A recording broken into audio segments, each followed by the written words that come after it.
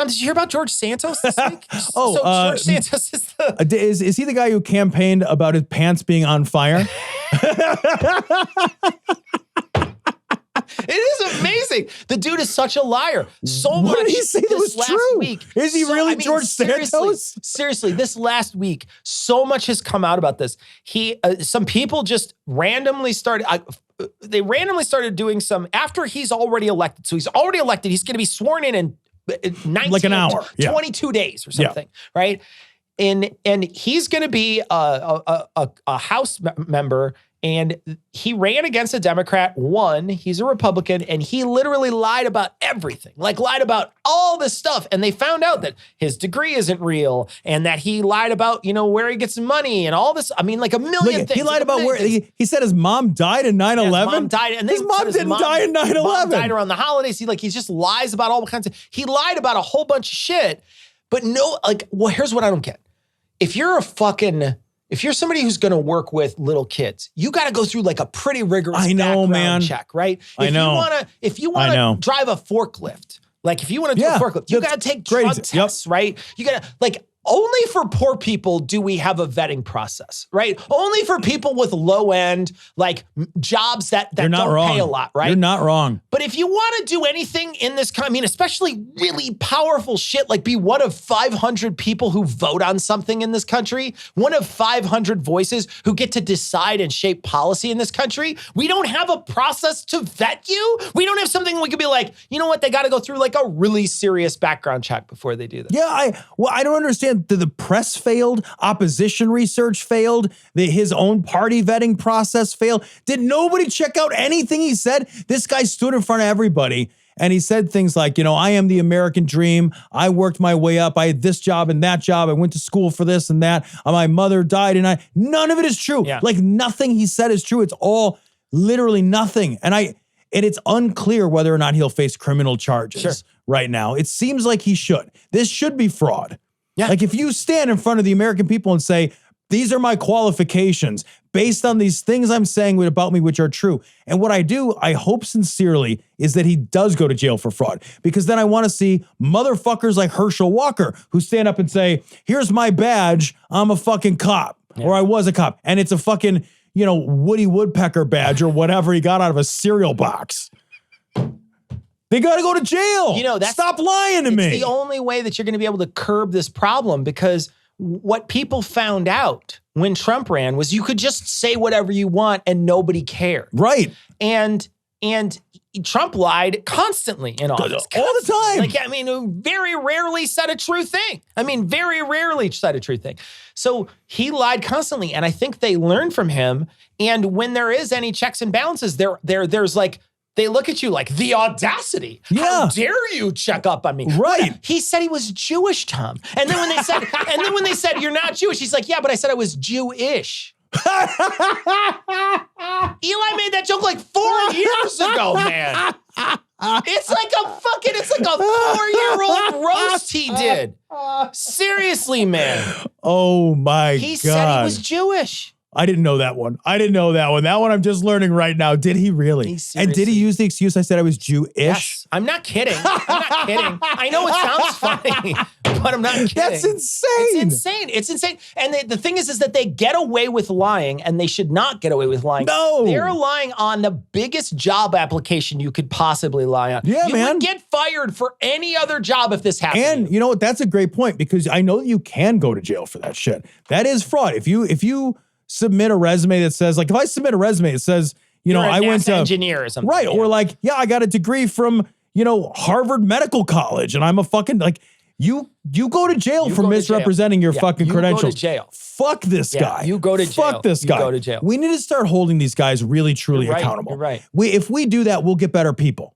We will get better people because we'll scare away the liars. You've got to make this. We will frighten these motherfuckers. We have to, they got to fear repercussions. Couple of things you really have to do to reorganize and reinvent politics in this country. You need to make it so that they cannot benefit from being a politician while they're in office at all. And you have to make their life an open book. Make it so they have no privacy. Make it so they have nothing. Every transaction's transparent. Everything. I should be able to look at what Nancy Pelosi bought on her bank account. That's what I want to see. I want to see everything. I want to see everything laid bare. Make it so your life as a public servant is public, and suddenly you have all these people who want to keep a bunch of shit private out of the running. Yeah, out of the fucking running. Make it so it's so your life is so transparent, there can be no questions. There can be no, oh, you colluded with somebody or whatever. There can be none of that. No, couldn't happen. Make it so that it's impossible for it to happen, because what we're winding up with is liars and cheats and people who are stealing from us, and they're getting in the most important position in the country, deciding policy in our country, and we're letting them do it.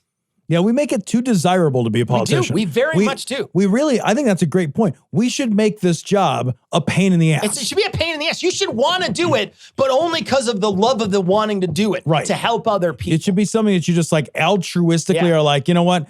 I am willing to set aside so much that matters to me in order to do this work. The problem, though, also that I won't want to do it forever. Yeah, but that's the only thing. Is the difficulty, I think, is that then you might wind up, and as I talk about this, you might wind up with people who are only wealthy who can do it. Very recently, there was a guy who was. He's the youngest person in Congress. I don't know if you saw this. And he posted a story and said, I can't afford rent because I don't have he's like, I can't find a place that I can get into because they won't accept my credit report. Right. Because I don't have good credit. He's like, now in a couple years I will, but as of right now I don't. And so like, we're talking about housing. Let's get this, here's a guy who's elected to one of the highest offices in land and he can't get housing near the Capitol. Yeah. So it's a big deal. And he's even saying, people are coming to him and saying like, well, then why did you want the job if you can't afford it, right? It shouldn't be a job like that. It should be the opposite. I'll be honest, they should have to live in a dorm. They should 100% have to live in a dorm. You should be like, I don't think you should have your own place. It should be like, you know what? We have the women's dorm and the guys' dorm or whatever, or however you want to split it up. They have like townhouses. They have to live with each other. They should have to live there. It should be like a fucking camp where you go and you go away camp and you don't get a chance. They should sequester them. They should really rework how they do this because, man, these people, they wind up in these beautiful homes. They go out to restaurants with people that are influencers who tell them what to think, and then they do it. Yep.